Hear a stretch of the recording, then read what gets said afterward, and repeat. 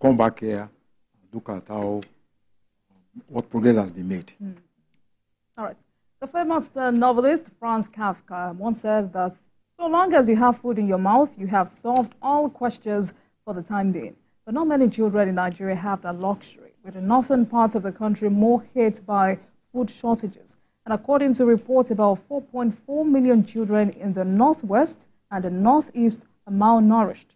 In response to this, the Director of Nutrition Departments at the Federal Ministry of Health and Social Welfare, Ladidi Bako-Aiyebusi, has convened a meeting for policy directions to guide integrated result-focused advocacy on nutrition issues in the country.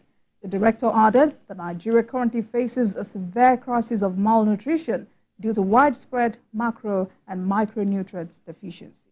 Thank you. Yes, it's a time bomb. This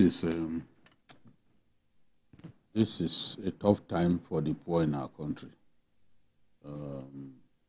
Before now, many people were simply eating what they can lay their hands on, not bothered about the nutritional value of what they eat. Now things are made worse by rampant inflation. The depreciation in the value of our currency means that the money is literally worthless, can't buy even half of what it was buying about a year ago. So people are going through a lot. Parents can't feed their children as much as they would want to. If you are cooking stew like 3 times a week, you are probably going to limit it to once a week. That is if you are even comfortable enough to be able to do that. And children need to eat food that are of tremendous nutritional value. Otherwise, it will reflect in them, and it will hamper their immunity, and they will be susceptible to all kinds of diseases, some of which can even take their lives. So malnutrition is rampant now. I remember when I think it was Medicine Sans Frontiers went to the IDP camp in Bama, in Borno State, and discovered that children were being buried every day. Scores of children being buried. Some of them were dying due to acute malnutrition, kwashiorkor, and all that, because of malnutrition, improper dietary habits. So, and it's still what is happening at this time. People have limited access to food, have poor dietary habits, and poor improper feeding habits. It's all down to the fact that the money you have can barely buy the things that you need. So you can't afford to eat what you prefer to eat, and parents will spread that onto their children. It is what they can afford that they will serve those children. So, and children need to eat good food to stand a good chance of growing in the right way and acquiring immunity, against diseases. So I just hope that things will improve, and the government also needs to pay greater attention to the extremely needy in our society, the poorest of the poor. Attention of government must be focused on them so that they can help them. As we speak, even some of the food packs that are meant to alleviate the pains of our people are not getting to them. People are rebagging these things and reselling. Some government officials, some governors are actually even rebagging and making it look like what the federal government gave is actually their own idea. So there is a need to take care of the acutely poor, the so-called multidimensionally poor in our country. Take care of them, take care of their children,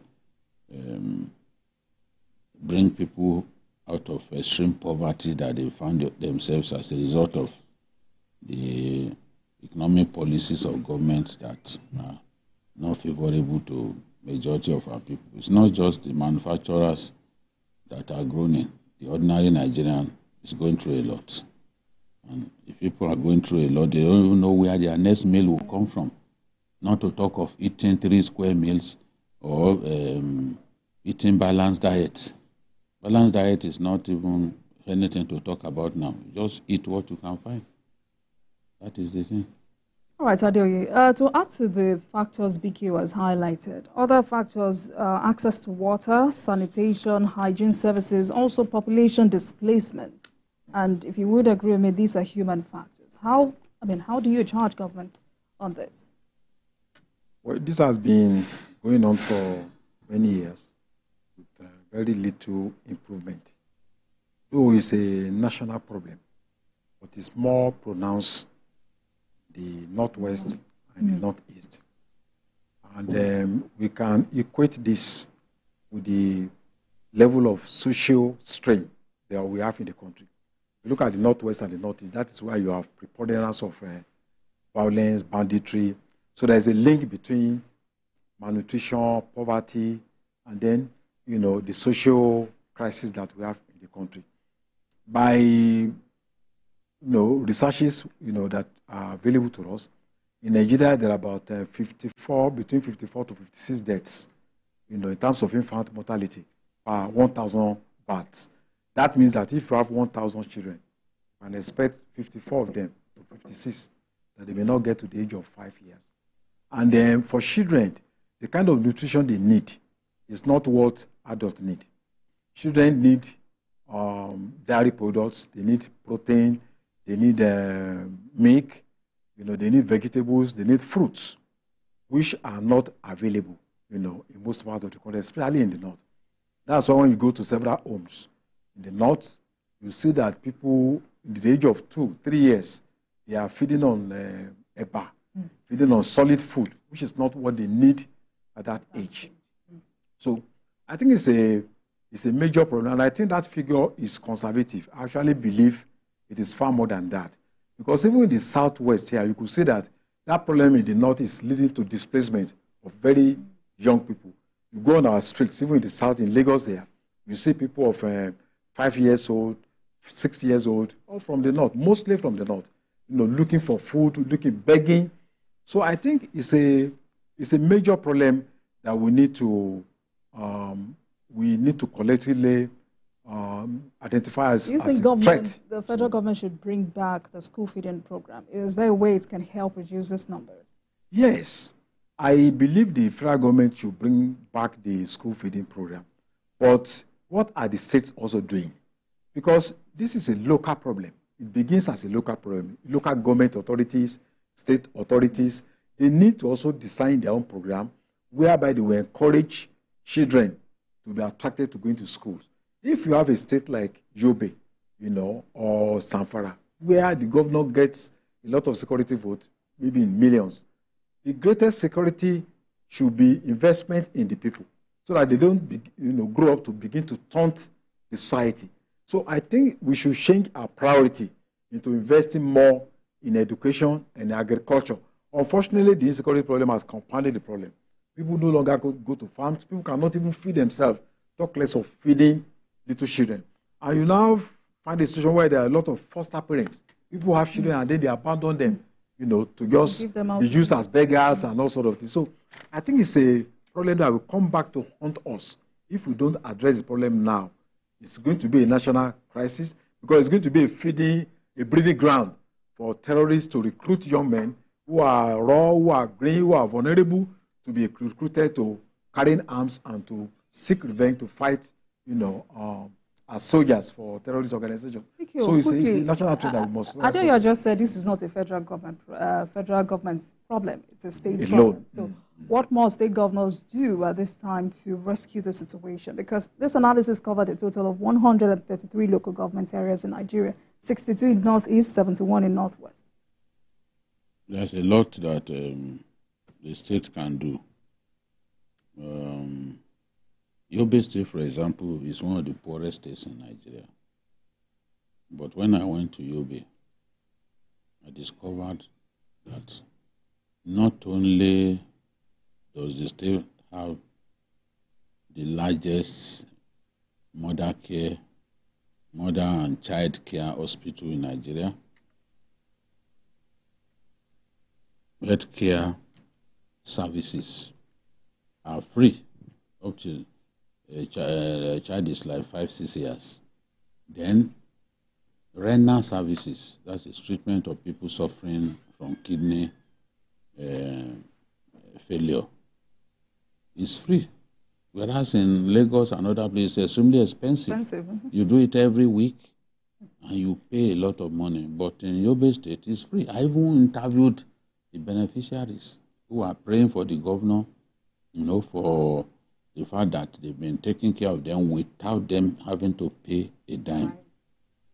Many of our people are so poor that they cannot pay for medical services, can't pay at all. And a lot of them resort to self-help and they die in the process. Hospitals need to be located in the local areas. You need to build, state governments need to build more primary health centers so that they can take healthcare delivery as close as possible to our people.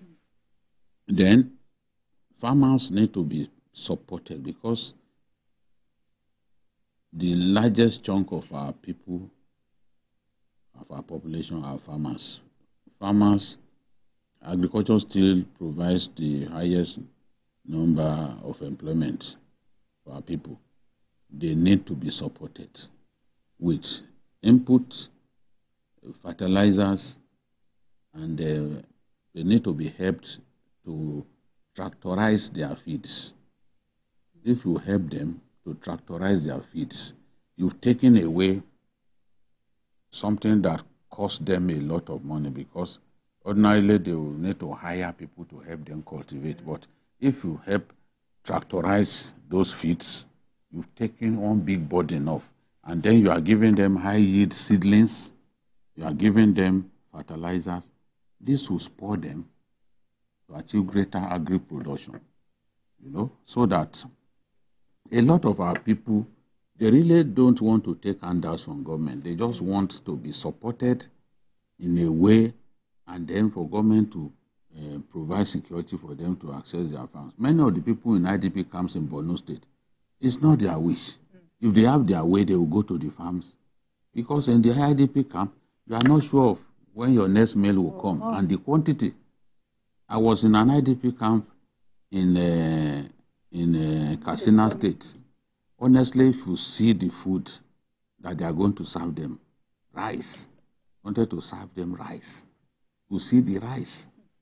They told me they have put groundnut oil, but it didn't look like there was groundnut oil at all. And it had no taste. Because I asked to be allowed to taste it. It had no taste. But these people, because of insecurity, they are forced to stay there, and then you have to feed them. Go to the IDP camps. Some of the women there are sneaking out to get involved in prostitution so that they can properly feed their children. And so people are going through a lot. People are going through a lot. Our people are very poor and vulnerable. They need support. They need support. And they shouldn't wait. Look at, when I returned from Yobe, the videos of rice being distributed to people that I showed. They didn't wait for federal government. It was before federal government made moves that they started, giving out food to their people. But I know some governors till today who have not shared food to people. They are just all over the place, moving around, dancing around, as if it is dancing that is the priority now. I mean, we just have to pay greater attention to our people. All right, gentlemen, there you have it. Now let's move on quickly. The great American statesman Benjamin Franklin